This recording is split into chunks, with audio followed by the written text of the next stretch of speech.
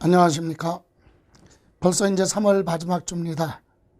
3월도 이제 거의 다 가고 4월, 3, 4월 달이 공인중개사 시험 준비하는 데 있어서 중요한 시기인데, 날씨도 이제 5월 달, 6월 달 자꾸 접어들면 날씨가 무더워지니까 그 전에 정리를 기본적으로 기본 이론을 정리해 두시고, 후반기에 가서는 그걸 유지하기 위해서 계속 반복해서 정리하시는 걸로. 자, 그러면 오늘은 양도소득세 277쪽 양도소득세 세율 들어가야 되는데, 세율 들어가기 전에 앞에서 공부했던 내용을 한번 쭉 점검을 다시 한번 하고 세율 정리하는 걸로 하겠습니다. 자, 여기 보실래요?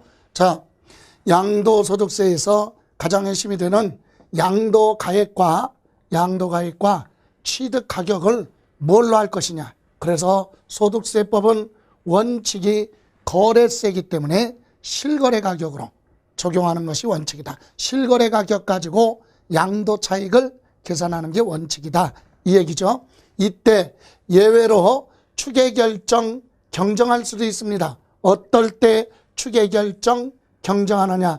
관할세무서장이나 국세청장은 신고할 자가 신고를 했는데 신고한 내용에 대해서 실거래 가격을 증명할 수 있는 증빙자료가 있어요.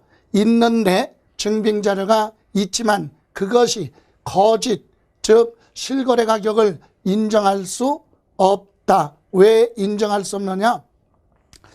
계약서 등에 허위로 기재됐다 이거죠. 즉 업계약서, 다운계약서 작성해서 기재가 됐다면 인정할 수 없다. 또는 아예 증빙자료, 매매계약서 등 증빙자료가 없기 때문에 확인할 수 없다. 그래서 증빙자료가 없어서 확인할 수 없거나 있어도 인정할 수 없다. 허위로 기재됐을 때. 그랬을 때는 뭘로 추계결정하는데, 추계결정은 양도가액 대신에 매매사례가액 감정가액으로 가고, 취득가격을 뭘로 매매사례가액 또는 감정가액 환산가액으로 간다.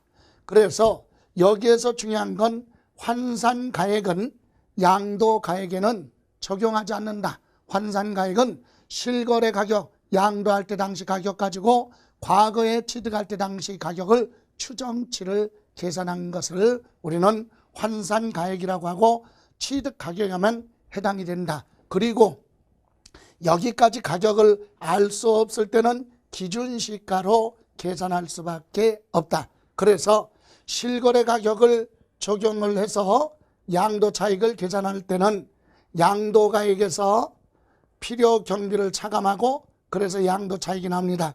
이때 필요경비는 실제로 취득한 가격에다가 실제로 들어간 자본적 지출, 양도비용, 이와 같은 비용을 다 합쳐서 필요경비, 그리고 기준시가를 적용해서 양도차익을 계산할 때는 양도할 때 당시 기준시가, 공시가격이죠. 거기에서 취득 당시 기준시가를 빼요. 그리고 취득할 때 당시 기준시가의 계산공제율, 그래서 요 기준시가의 부동산은 3%, 미등기로 양도를 할 때는 0.3%를 일률적으로 곱해서 나온 금액을 우리는 필요경비 계산공제라고 한다.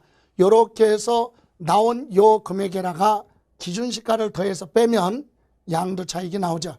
보편적으로 우리는 실거래 가격을 적용하는 걸 많이 시험에서도 물어보니까 요 전체적인 흐름만 보시고 시험을 준비할 때는 실거래 가격에 의한 내용을 이해하시면 되겠네요. 그래서 필요경비, 실거래 가격을 할 때 필요경비는 실제로 취득한 가격에다가 실제로 들어간 보유기간에 발생한 비용, 그리고 양도비용을 합쳐서 필요경비라고 한다. 그럼 취득가액, 그러면 거래 상대방한테 매입할 때 실제로 지급한 가액, 매입한 가격이죠. 10억 주고 샀으면 10억, 거기에 취득세, 등록세 또는 기타 부대 비용하면 법무사 비용이나 또는 중개수수료, 다만 현재가치 할인 자금이나 부가가치세가 있으면 그거를 포함을 거기까지 더하되 부당행위로 계산한 시가를 포함한 거 초과한 건 뭐한다? 부당하게 시가보다 높은 가격으로 기재된 것은 인정할 수 없다. 그래서 그런 경우는 취득 가격에서 뭐한다? 제외. 그거 다음 취득에 관한 다툼이 있어서 발생한 소송 비용이나 화해 비용이 있으면 그것도 취득 가격에 더하는데 다만 다른 소득 금액에 필요 경비로 산입이 됐다면 그런 경우는 제외합니다. 또 당사자 약정에 의해서 거래가액을 확정하는 경우 이 취득원가에 이자 상당액이 있으면 그것까지도 더하라. 이 얘기는 할부로 계약을 했기 때문에 원래 가격에 이자 부분이 가산돼서 거래 가격으로 확정됐다면 그거 취득 가격으로 인정해 주겠다. 다음 자본적 지출 있죠. 이것은 부동산을 보유하고 있는 기간에 발생한 비용이죠. 그래서 용도 변경, 개량 비용, 장애물 철거 비용, 엘리베이터 설치하는 데 들어가거나 냉난방 장치, 즉 보일러 교체하는 비용은 되지만 수리 비용은 안 된다 그랬고요. 그 외 보유기간의 화해 비용이나 재해로 인해서 멸실된 건축물을 종전대로 복구하는 데 들어간 비용은 자산 가치가 증가된 건 아니지만 천재지변재해이기 때문에 인정해주고 각종 개발 부담금이나 재건축 부담금, 수익자 부담금을 법률에 따라 부과됐다면 그런 비용도 공제 혜택을 주겠다. 이렇게 해서 자본적 지출이 있고 다음 양도 비용은 양도에 직접적으로 발생한 비용이죠. 간접 비용은 해당하지 않습니다. 그래서 계약서 작성하는 데 들어간 비용 또는 공중비용, 인지대 수수료 또는 양도소득세 신고서 작성하는 데 들어간 비용 또는 국민주택 채권 등을 만기가 되기 전에 매각을 해서 발생한 매각 차손이 있다면 이런 비용을 양도에 직접적으로 관련된 비용이다. 그래서 공제를 해주는데 여러분이 이거 기억하셔야 돼요. 이 자본적 지출이나 양도 비용은 반드시 그거에 대한 증빙서류를 수치 받아서 보관하고 있거나 또는 금융거래 증명서류에 의해서 확인을 해야 된다. 금융거래 그러면 무통장 입금이나 계좌이체나 또는 통장사본, 신용카드 매출 전표 또는 현금으로 지급했을 때는 자동 발급기에서 나오는 현금 영수증 이와 같은 걸 반드시 비치하고 입증이 됐을 때만 인정이 된다. 그리고 참고로 필요 경비로 인정되지 않는 것도 한번 점검을 해보시고 다음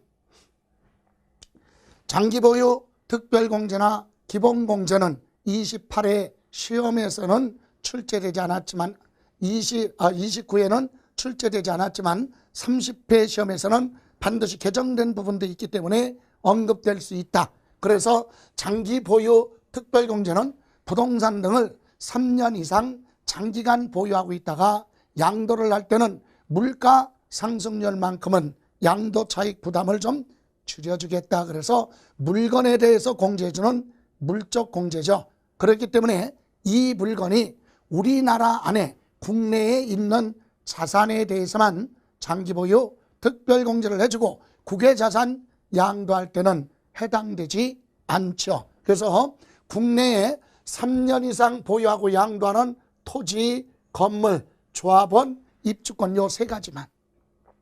여기서도 기억할 것이 조합원으로부터 취득한 건 뭐한다? 제외. 원래 조합원이 아니라 입주권을 전매로 취득해서 양도할 때는 장기 보유 특별공제를 받을 수 없다. 투기니까. 그죠? 자, 그리고 이렇게 3년 이상 보유하고 양도를 할 때 공제를 해주는데 다만 두 가지. 미등기 자산이나 조정대상 지역의 대통령령으로 정하는 1세대 2주택 양도하는 경우는 공제받을 수 없다. 여기서 미등기 자산은 부동산을 얘기하죠. 등기대상 부동산을 취득해 놓고 자기 앞으로 등기 안 하고 양도하는 미등기 전매는 공제 대상에 해당하지 않는다. 또 하나, 대통령령으로 정하는 조정 대상 지역의 1세대 2주택이라고 하는 것은 여러분이 오해할 수 있는데, 조정 대상 지역에 주택을 2개 가지고 있다가 그 중에 하나 양도하는 건 당연히 공제 못 받죠. 그런데 그런 뜻이 아니라 우리나라의 한 세대가 조정 대상 지역이 아닌 지역의 주택 하나, 조정 대상 지역의 주택 하나, 이렇게 2개를 가지고 있다. 이때 조정 대상 지역이 아닌 지역에 있는 주택을 먼저 양도할 때는 장기 보유 특별공제 받아요. 그러나 2개 가지고 있는 중에 그 중에 하나가 조정 대상 지역에 있는데 그걸 먼저 양도할 때는 1세대 2주택자가 양도하는 거니까 공제받을 수 없다. 그리고 양도 차익 공제율은 6%부터 30%, 이게 개정이 됐죠. 작년에 비해서 3년이면 6%, 4년이면 8%, 5년이면 10%, 이렇게 해서 1년에 2%씩 매년 증가해서 15년이에요. 15년이면 2%씩이니까 30%까지 최대한 공제받을 수 있다. 이것이 개정된 부분이다. 그리고 1주택 특례는 고가주택이죠. 1세대 1주택에 대해서는 종전하고 똑같이 24%부터 30%까지 10년, 요거는 3년에서 10년이고, 요거 일반 자산에 대해서는 개정이 돼서 요거는 3년 이상 15년, 그죠? 이게 최고. 다만 보유기간 계산할 때 증여재산 2월과세 규정에 대해서는 증여자의 취득한 날부터 보유기간을 계산한다. 그죠? 횟수에 관계없이 공제 혜택을 주겠다. 다음, 양도소득 기본공제는 국내에 자산을 양도하든 외국에 있는 재산을 양도를 하든 양도소득에서 기본 250만 원만큼은 공제 대상에서 제외해 주겠다. 즉 뭡니까? 공제 혜택을 주겠다. 250만 원만큼은 소득세를 부과하지 아니하겠다, 이 얘기죠. 그래서 공제 대상은 양도소득세 과세 대상 자산을 보유기간에 관계없이 양도를 하면 공제를 해주는데, 다만 미등기 자산은 공제받을 수 없다. 어저께 부동산을 취득해서 등기하고 오늘 양도를 하더라도 공제받을 수 있습니다. 보유기간 관계없어요. 그리고 각각 양도소득 금액에서 연 250만 원 한도로 공제해 주는데, 소득 금액 그러면 세 가지로 구분했어요. 주식에 대한 소득 금액이 나오면 250만 원, 그리고 파생 상품에 대해서도 250만 원, 그리고 나머지 토지, 건물, 부동산에 대한 권리, 기타 자산, 주식하고 파생 상품을 제외한 나머지 자산은 묶어서 250만 원인데, 양도할 때마다 공제하는 게 아니라 먼저 양도하는 자산부터 순차적으로 공제해 주겠다. 이때 감면소득이 있으면 감면소득 금액 외에 양도소득 금액에서 먼저 기본공제를 해주는데, 이것은 사람한테 공제해주는 인적 공제예요. 그래서 거주자든 비거주자가 양도를 하든 공제를 해주되, 공동 소유하고 있으면 공동소유자 각각에게 공제 혜택을 주겠다. 이렇게 해서 장기보유 특별공제와 기본공제는 비교를 해서 묶어서 한 문제로 출제될 확률이 아주 높기 때문에 30표 시험에서는 필수로 정리를 하셔야 됩니다. 이렇게 해서 저번 시간에 여기까지 설명을 드렸고, 자, 그럼 오늘 이어서 수업 들어가죠. 오늘 이제 교재 기본서 277쪽이죠. 기본서 277쪽 양도소득세 세율에 대해서 봅니다. 자, 양도소득세 세율은 자, 어떤 자산을 양도했느냐, 등기를 하고 양도했느냐, 미등기 전매냐, 보유 기간 등에 따라서 세율이 다르죠. 그래서 본격적으로 세율이 들어가기 전에 하나 기억할 것은 277조 맨 밑에 양도소득세 세율의 두 번째 줄 끝에 보시면, 이 경우 하나의 자산이 당 각호에 따른 세율 중 둘 이상 세율에 해당할 때는 양도소득세에 해당 세율을 적용하여 계산한 산출세액이 나오면 산출세액 중에서 큰 금액으로 하겠다. 우리 지방세법은 하나의 재산이 취득세 같은 경우는 둘 이상의 세율에 중복이 되면 높은 세율을 적용합니다. 그러나 양도소득세는 각각 해당 세율을 적용해서 산출한 세액을 비교해서 세액이 큰 걸로 한다. 그거 지문 하나 물어볼 수 있으니까 정리하시고 다음 장에 보시면 첫 번째 이제 토지 건물 부동산에 대한 권리 기타 자산의 1번 일반 자산은 미등기 토지 건물 부동산에 대한 권리 등기 안 하고 양도하면 보유기간에 관계없이 첫 번째 칸에 70%예요. 그리고 등기된 상태에서 1년 미만 보유하고 양도를 한다면 주택하고 조합원 입주권 빼고는 1년 미만은 투기니까 50%입니다. 아파트 분양권이나 상가, 부동산이나 토지 같은 건 등기를 하고 양도를 하더라도 1년 미만이면 50%, 1년 이상 2년 미만은 40%, 2년 이상 장기간 가지고 있으면 6에서 42 일반 세율을 적용하죠. 다만 골프영권이나 기타 자산 이와 같은 골프영권, 콘도영권 이와 같은 기타 자산은 등기 여부, 보유기간 상관없이 언제나 일반 세율 즉 6에서 42%를 적용한다. 이렇게 가시고 다만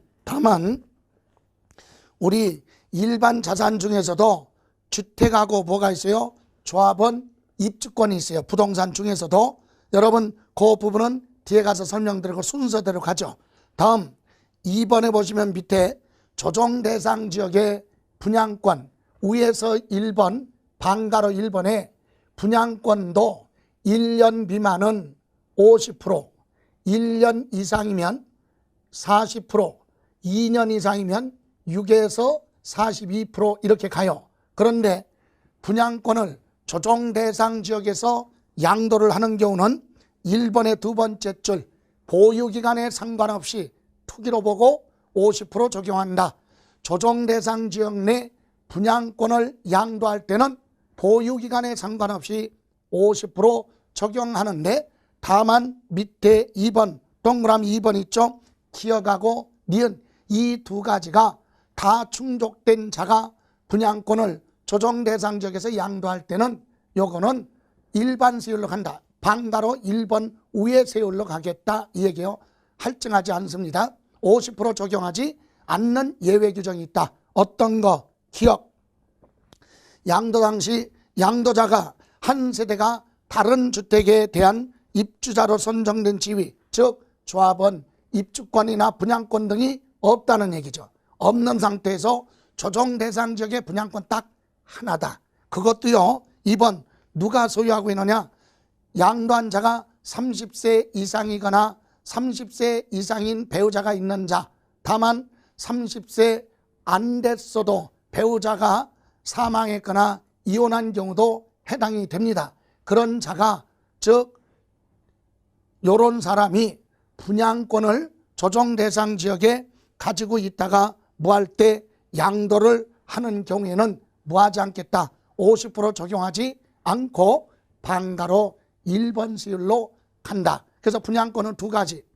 조정 대상 지역이 아니면 1년 미만은 50%, 1년 이상 2년 미만은 40%, 2년 이상이면 6에서 42 방가로 1번에 대한 세율을 적용하는 거고 조정 대상 지역에 분양권을 양도한다면 보유기간에 상관없이 50% 적용을 하되 다만 조정 대상 지역의 분양권이 다른 건 없고 분양권 요거 딱 하나 그리고 30세 이상인 세대 즉 배우자가 있거나 30세 미만이라 하더라도 배우자가 사망했거나 이혼한 경우에는 해당이 됩니다. 그 사람이 가지고 있다 양도할 때는 할증하지 않는다. 즉 50% 적용하지 않는 예외 규정이 있죠. 이 부분하고 다음 오른쪽에 보시면 279쪽 4번 비사업용 토지를 2년 이상 보유하고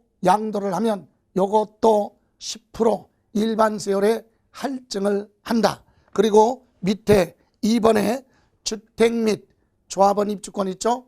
주택 및 조합원 입주권은 기본 세율 방가로 1번, 2번 세율이 아니라 별도로 일반적인 경우는 미등기 자산은 70% 그리고 주택 및 조합원 입주권을 1년 미만 보유하고 양도하더라도 일반 자산은 50%지만 주택하고 조합원 입주권은 별도로 40% 그리고 1년 기준이에요. 1년 이상 보유하고 양도하면 6에서 42% 이렇게.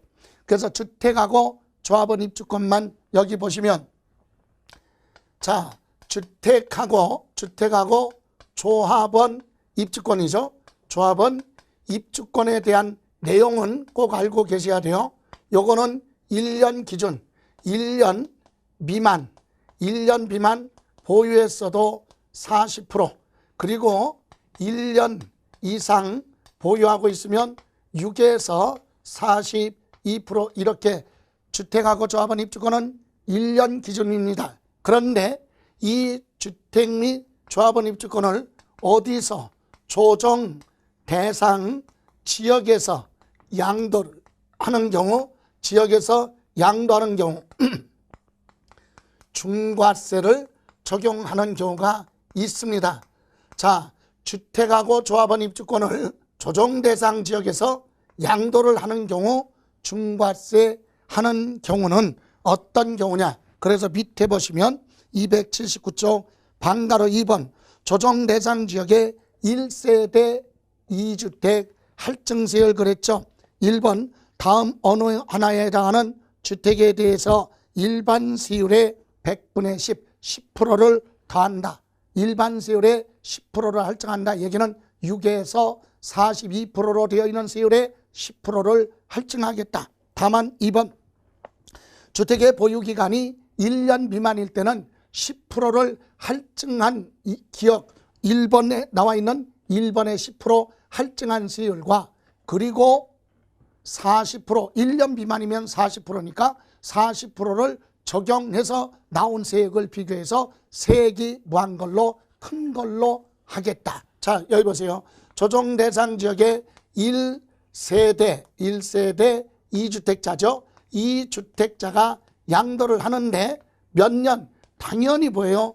1년 보일 때 이상 보유하고 양도를 한다면 10%를 할증해서 6에서 요거에 10%를 할증하니까 16에서 52%로 갑니다. 그런데 만약에 몇 년, 1년 미만 보유를 하고 양도한다면 이렇게 10%를 할증한 거 있죠? 할증해서 세액을 계산해서 나온 세액과 그 다음에 1년 미만이니까 40%를 적용해서 나온 세액 A와 B를 비교해서 세액이 무한 거 큰 것으로 하겠다. 세율이 높아도 세액이 적게 나오는 경우가 있기 때문에 그렇습니다. 그래서 1세대 2주택을 조정 대상 지역에서는 1년 이상이면 그냥 할증하면 돼요. 그런데 1년 미만 보유하고 양도를 한다면 둘 중에 비교해서 큰 걸로 간다. 또 하나, 여러분 다음 장에 280쪽에 보시면 기억이 뭐냐. 대통령령으로 정하는 조정 대상 지역에 주택을 2개 가지고 있다가 조정 대상 지역에 있는 주택을 하나 먼저 양도할 때 이것도요.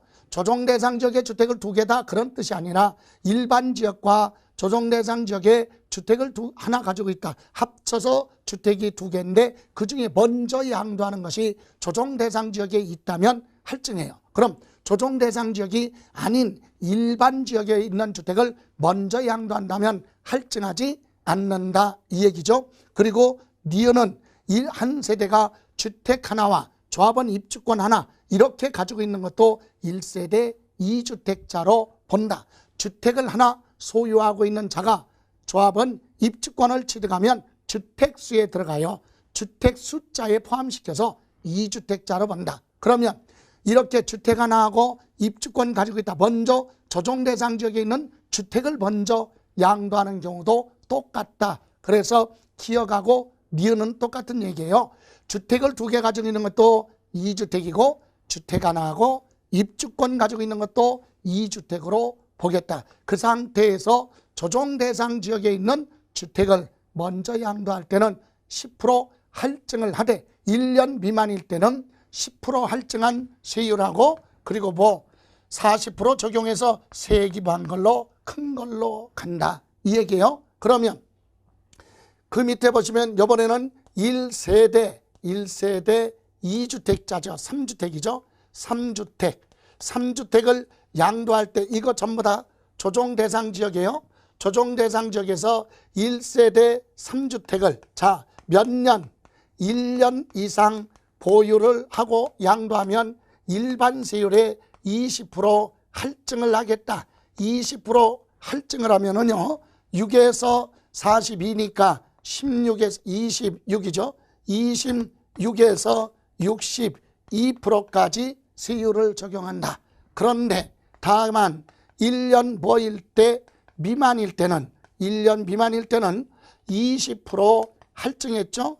할증해서 나온 요 세액 A번 A하고 그 다음에 1년 미만 보유했으니까 40%를 적용해서 나온 세액 A하고 B하고 비교해서 세액이 부한 거 큰 것으로 간다. 개념이 같은 내용이에요. 다만 1세대 2주택은 10% 할증, 2주택, 3주택은 20% 할증인데 이때 1세대 3주택도 밑에 방가로 3번 나왔죠. 1번 동그라미 1번 뭐라 그랬어요? 다음 어느 하나에 해당하는 주택을 양도하는 경우 일반 세율의 100분의 얼마? 20. 일반 세율의 100분의 20 더한다. 이 얘기는 6에서 42%에 20%를 더하니까 26에서 62%로 간다. 이 얘기고 2번 다만 해당 주택의 보유기간이 1년 미만일 때는 일반 세율의 100분의 20을 할증해서 나온 세액하고 40%를 적용해서 나온 세액을 비교를 해서 둘 중에 세액이 부한 거 큰 걸로 한다. 그래서 기억하고 니은은 같은 뜻이에요. 기억은 조정 대상 지역하고 비조정 대상 지역 합쳐서 한 세대가 주택을 몇 개, 3개 가지고 있다가 조정 대상 지역의 주택을 하나 양도하는 경우 또는 니은은 주택하고 조합원 입주권 합쳐서 합이 몇 개, 3개 이것도 3주택으로 보죠. 그래서 3개 가지고 있다가 조정 대상 지역의 주택을 먼저 양도할 때는 20% 할증한다 이 얘기죠. 이렇게 해서 세율 보셨고 다음 281페이지 주식 및 파생 상품은 부동산이 아니니까 특별하게 정리할 내용은 아니고요. 281쪽 양가로 4번 세율 적용 시 보유기간 계산 2가지 정도는 기억하셔야 돼요. 1번하고 2번 취득에서부터 양도할 때까지가 보유기간이잖아요. 그죠? 근데 1번은 뭐냐? 상속받은 자산은 상속받았을 때 상속세 부담을 했어요. 근데 그걸 단기간에 또 팔으면 투기로 보느냐? 상속은 본인의 의사와 상관없이 받을 수도 있기 때문에 불이익을 당할 수 있죠. 그래서 상속받은 자산은 죽은 사람을 뭐라 그래요? 피상속인. 피상속인의 취득한 날부터 상속인이 상속을 받아서 양도할 때까지를 이렇게 합쳐서 보유기간 계산한다. 사망한 사람의 취득한 날부터 상속인이 양도할 때까지를 보유기간으로 계산한다. 그래서 상속재산은 피상속인의 취득한 날부터 소급하여 보유기간 계산한다. 이거고요. 또 하나 2번은 배우자 또는 직계 존비속으로부터 증여받은 재산을 5년 안에 양도하는 경우는 증여재산 2월과세다. 그래서 증여자의 취득한 날부터 증여받아서 양도하는 날까지를 보유기간으로 계산한다. 즉 남편한테 증여받고 5년 안에 부인이 팔면 남편의 취득한 날부터 계산해서 부인이 양도할 때까지를 보유기간으로 계산한다.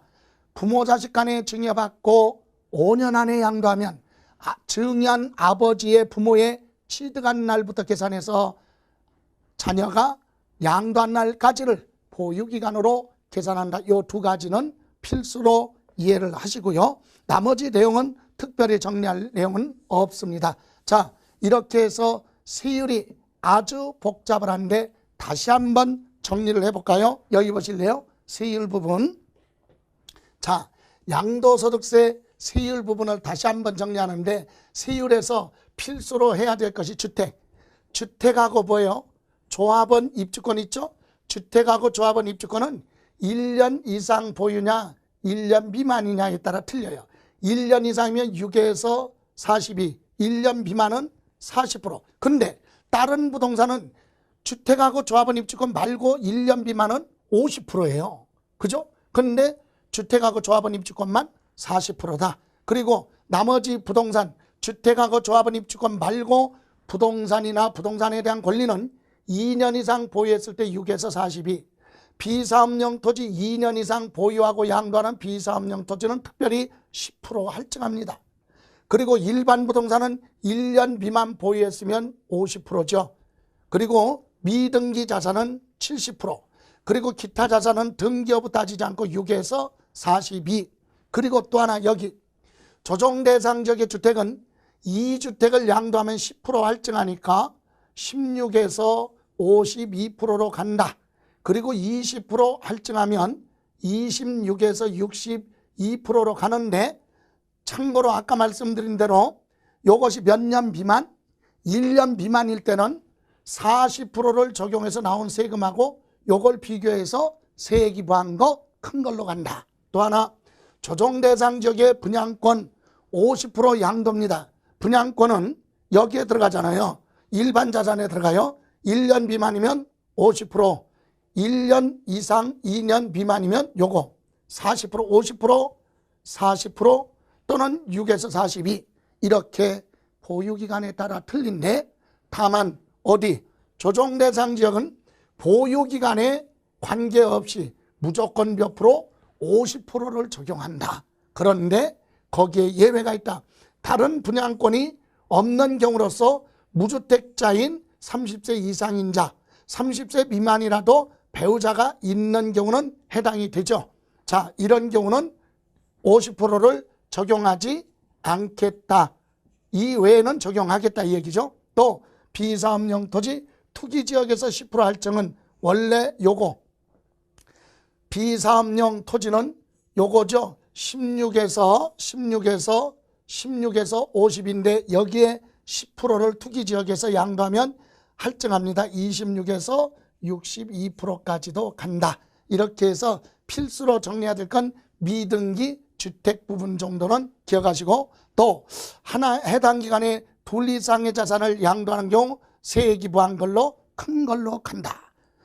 자, 하나의 양도한 자산이 두 가지 세율에 해당할 때는 세액을 계산해서 세기부한 걸로 큰 걸로 한다 이 얘기고 또 세율 적용 시 보유기간 계산 특례에 상속받은 재산하고 증여재산 2월과세는 보유기간을 보고 소급해서 계산을 한다. 이렇게 정리를 하시고요. 자, 그럼 다음으로 넘어가죠.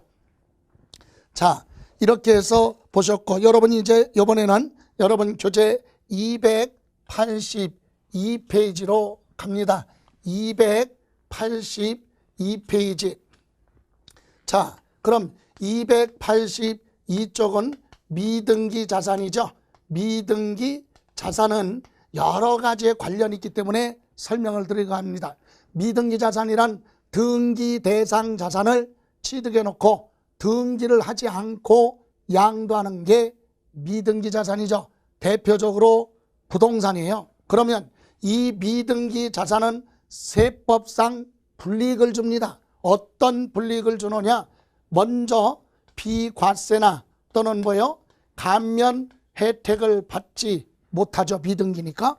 그리고 두 번째 양도소득세 계산할 때 장기 보유 특별 공제죠. 장기 보유 특별 공제를 적용하지 않습니다. 그리고 양도소득에 대해서 기본적으로 공제를 해주는 기본공제 250만 원 공제받을 수 없다. 그리고 세율 있죠. 미등기 자산은 보유기간에 관계없이 70% 적용하니까 아주 불이익을 당하죠. 그리고 기준시가를 적용했을 때 기준시가에 의해서 양도 차익을 계산할 때 미등기는 계산공제 있죠. 계산공제율이 다시 말하면 취득할 때 당시 기준시가에 등기됐으면 3%고 미등기는 0.3%만 공제해 주니까 이만큼 불이익을 당하고 있다 이 얘기예요. 그런데 다만 세법에는 투기 목적이 아니라 부득이 어쩔 수 없어서 등기를 하지 않고 양도를 하는 경우는 미등기로 보지 않는다라고 하는 예외 규정이 있죠. 그래서 그 내용이 여러분 교재 282페이지 맨 밑에 미등기 자산에서 제외되는 대통령령이 정하는 자산, 이런 재산은 등기 안 하고 양도하더라도 미등기로 보지 않습니다. 그 첫 번째가 장기할부 조건으로 취득하기 때문에 계약 조건상 대금 결제 끝나기 전에 등기할 수 없죠. 그래서 등기를 안 하고 있다가 그것을 중도에 양도를 한다면 미등기 전매로 보지 아니하겠다. 예외 규정. 두 번째, 법원의 결정이나 법률 규정에 따라 묶여져 있기 때문에 등기를 못하고 양도를 하는 경우는 미등기 자산으로 보지 않습니다. 다음 세 번째, 비과세 요건을 충족한 농지, 그리고 감면 대상 농지가 있죠. 8년 이상 작용한 농지 등을 양도를 할 때 요건을 다 충족했어요. 그러나 등기를 하지 아니하고 양도를 하더라도 이건 미등기로 보지 않겠다. 그래서 농지는 미등기 상태로 양도를 하더라도 비과세나 감면 요건 충족했다면 등기 안 했어도 비과세 감면 받을 수 있다 이 얘기고, 네 번째 4번 같은 경우는 기억해야죠.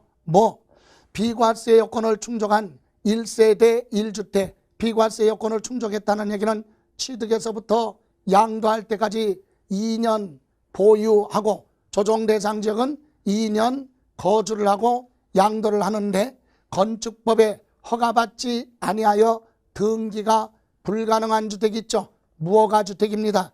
그래서 무허가주택으로서 1세대 1주택이라면 등기 안 하고 양도를 하더라도 보유기간 등을 충족했다면 비과세 혜택을 주겠다. 4번 같은 경우는 지문에서도 많이 물어보죠. 1세대 1주택 무허가주택은 등기 안 했어도 2년 보유하고 양도하면 비과세 받을 수 있다. 다음 5번은 도시개발사업이 종료되지 않아서 환지받을 토지를 등기하지 못하고 중도에 양도하는 것은 미등기로 보지 않습니다. 다음 마지막으로 6번, 건설업자가 공사 용역 대가로 취득한 채비지를 토지구획 정리사업이 종료되지 않았기 때문에 등기를 못하고 제3자한테 양도를 하더라도 이것은 공사기간에 양도하는 거니까 미등기로 보지 않는다. 이렇게만 이해하시고, 이렇게 미등기 자산은 세법상 이런 불이익을 적용한다. 이 정도는 이해하시고요. 283쪽 비사업용 토지는 개념만, 비사업용 토지는 사업에 이용하지 않는 토지죠. 이런 비사업용 토지는 투기로 보고, 비사업용 토지에 대해서 불이익이 뭐예요?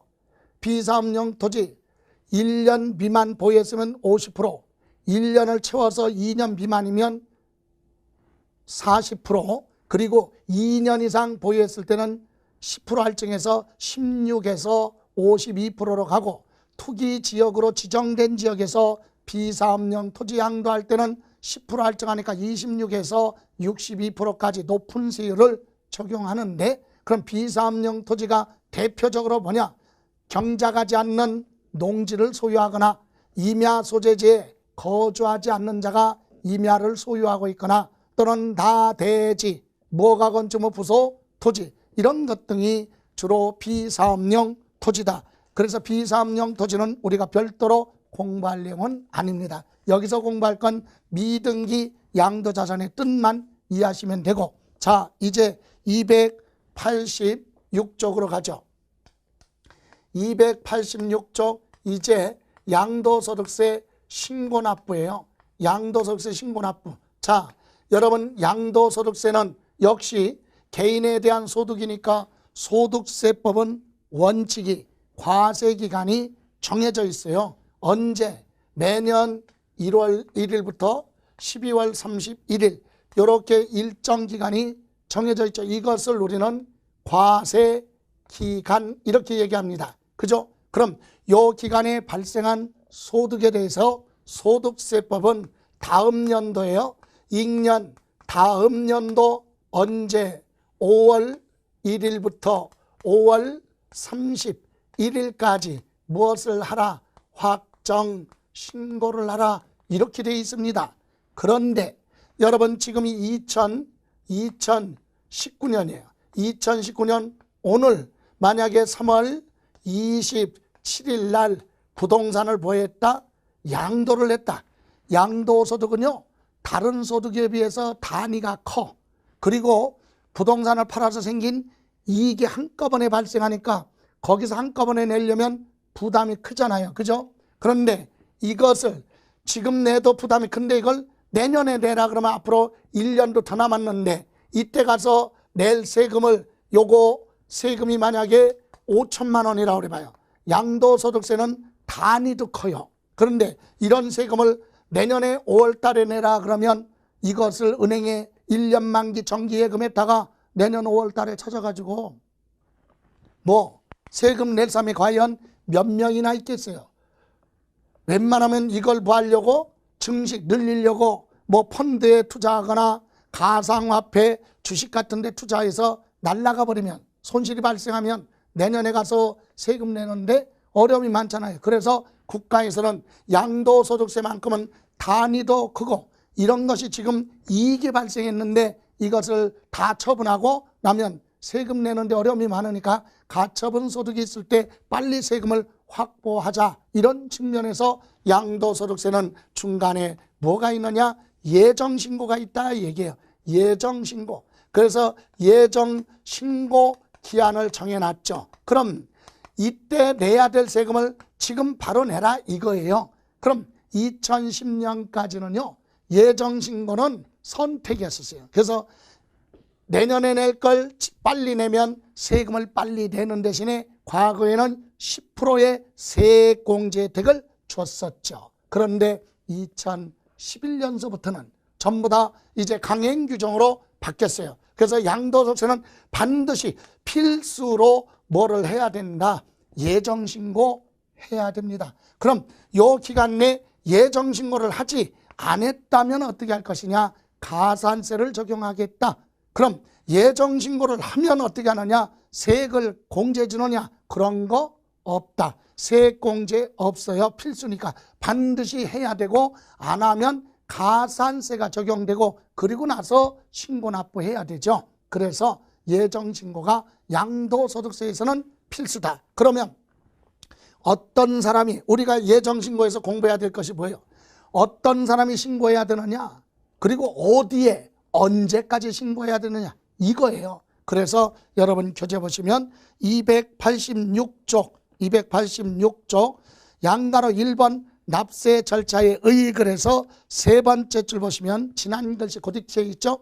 다음 연도 5월 1일부터 5월 31일까지 확정신고함으로써 확정이 된다. 그러나 양도소득세의 경우는 거주자의 가처분 소득이 있을 때 세액을 빨리 징수하여 양도소득에 대한 세수를 조기에 확보하기 위한 예정신고 제도를 두고 있다. 그럼 밑에 어떤 사람이 방가로 1번 거주자가 뭐예요? 동그라미 1번 국내에 주소가 있는 자 또는 183일 이상 거소를 둔 자 거주자죠.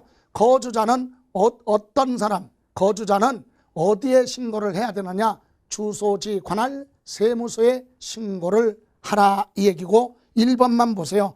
거주자의 소득세 납세지는 어디에 신고해야 되느냐? 주소지를 납세지로 한다. 즉 주소지 관할 세무서로 하겠다. 그럼 주소지가 없는 경우는 머무르는 장소 거소지로 할 수 있죠. 원칙 주소지 관할 세무서. 그럼 밑에 방가로 2번에 1. 그럼 비거주자는 뭐예요?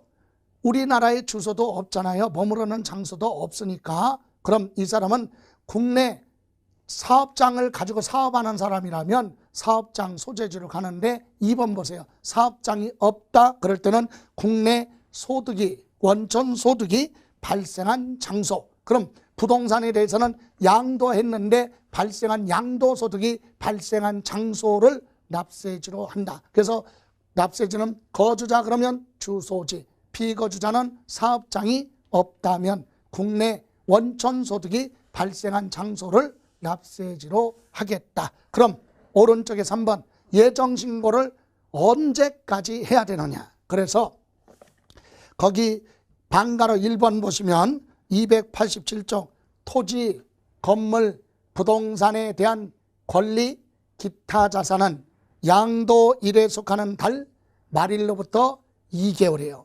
오늘 부동산을 양도했어도 이번 달 말부터 계산해서 2개월 이내까지 예정신고하라. 그 달의 말일로부터 2개월 이내 예정신고를 하라. 그러나 두 번째 줄 부동산 거래 신고에 관한 법률에 토지거래 허가구역으로 지정된 지역 있죠? 그런 지역은 토지거래할 때 허가받고 거래하는 게 정상이다. 근데 허가를 받지 않고 대금 주고받았다 할지라도 무효죠, 무효. 소유권 이전 등기 안 되니까. 그래서 이건 언제든지 뭘 받아야 돼요. 허가를 받지 않으면 거래가 아니니까 관계없고 허가를 받아야 된다. 그래서 언제가 됐던 허가일에 속하는 달 말일로부터 2개월 이내 예정신고를 하라 이 얘기입니다. 그래서 일반적인 경우는 양도일에 속하는 달 말일로부터 2개월 이내, 토지거래 허가구역에서 토지 양도할 때는 허가일에 속하는 달 말일로부터 2개월 이내까지 하라. 물론 주식은 수시로 할 수 없기 때문에 반기 말일로부터죠. 2개월 이내인데 주식은 생략을 하고 우리 부동산에 관련해서 3번 부담부 증여가 있었죠. 조건부 증여. 증여자의 채무를 떠안는 인수하는 조건으로 증여받았다. 이때는 준 사람은 증여자는 양도소득세 신고해야 되고 그리고 받는 사람은 증여세 계산해야 돼. 그래서 이것은 하나의 거래를 가지고 상대방한테는 증여자는 양도소득세, 받는 사람은 증여세 계산해야 되기 때문에 한꺼번에 신고가 들어와야 된다. 그래서 부담부 증여에 대한 양도소득세는요, 증여세 신고 기한하고 똑같아요. 그래서 양도일에 속하는 달 말일로부터 3개월. 여러분 증여세 신고 기한은 증여받은 그 달에 말일로부터 3개월 이내 신고하도록 되어 있죠. 그거랑 똑같아요. 그래서 부담부 증여에 대한 채무 부분은 양도로 보는데 이때 양도소득세 부분은 양도일에 속하는 달 말일로부터 3개월 이내 예정신고를 하라 이 얘기입니다. 이렇게 기간이 정해져 있죠. 그래서 2개월, 3개월짜리가 있었어요. 그런데 다만 이때 맨 위에 다시 올라가서 287쪽 맨 위에 세 번째 줄 끝에 이 경우 있죠. 거기 시험에서 많이 물어봐요. 양도 차익이 없거나 양도 차손이 발생한 경우에도 뭐는 하라. 예정신고는 하라. 여기 보실래요? 양도 가액에서 필요 경비를 차감해서 무슨 차익?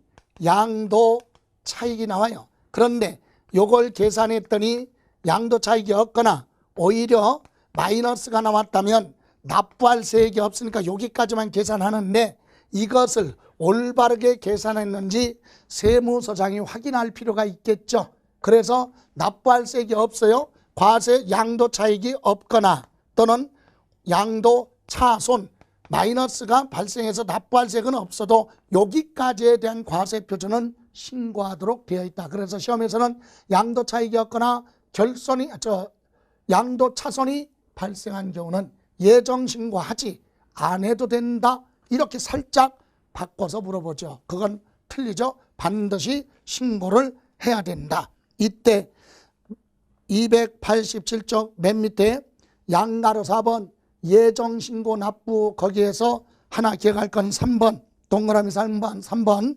예정신고 납부할 때 요건을 충족한 경우, 다시 말하면 납부할 세액이 1,000만 원을 초과하면 분할 납부가 가능하다.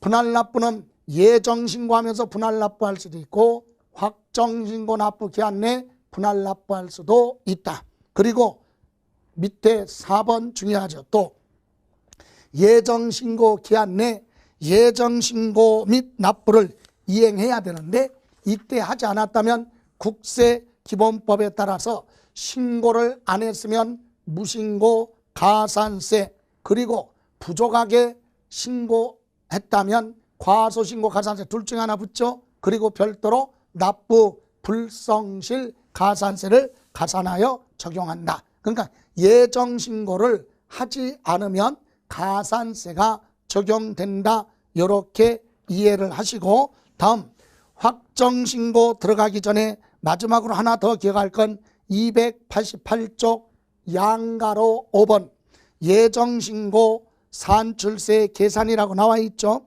거기에 2번 보실까요? 동그라미 2번 해당 과세기간에 누진세율 적용 대상 자산에 대한 예정신고를 2번 이상 하는 경우로서 거주자가 이미 예정신고한 것이 있어도 예정신고한 소득금액 있죠? 그거하고 두 번째 예정신고할 때 소득금액을 뭐하라? 합산을 해서 거기에 합쳐서 거기에서 양도소득 기본공제를 빼고 세율을 적용해서 산출세액이 나오면 그 세액에서 이미 예정신고한 세액을 뭐하고? 공제하고 나머지만 납부하라 이겁니다. 그래서 밑에 기억의 박스에 보시면 이미 신고한 자산의 양도소득 금액에다가 B번 두 번째 거 신고하는 소득금액 계산해서 두 개를 합쳐요. 그래서 A하고 B하고 합친 거에서 뭐 빼라? 양도소득 기본공제 250만 원을 빼고 거기에다가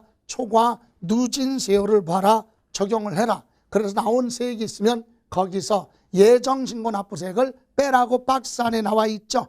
예, 이렇게 해서 우리 두 줄로 얘기하면 초과 누진세율 적용 대상 자산을 2번 이상 양도를 하는 경우 예정신고할 때는 첫 번째 거 이미 예정신고했어도 예정신고한 소득금액하고 두 번째 거 신고하는 소득금액을 합쳐라. 합친 거에서 기본공제를 하고 세율을 곱해서 세액이 나오면 그 세액에서 이미 첫 번째 거 예정신고 납부세액이 있으면 그거 당연히 빼고 나머지만 추가로 내는데 이렇게 1년 안에 이렇게 여러 차례 양도를 하면 이와 같이 합산되기 때문에 세부담이 그만큼 커진다는 내용이죠. 자, 이렇게 해서 예정신고는 이 정도 보시면 되고 제출 서류까지는 기억할 필요는 없는 걸로. 자, 잠시 쉬었다가 289쪽에 확정신고 설명드리는 걸로 하겠습니다. 고생하셨습니다.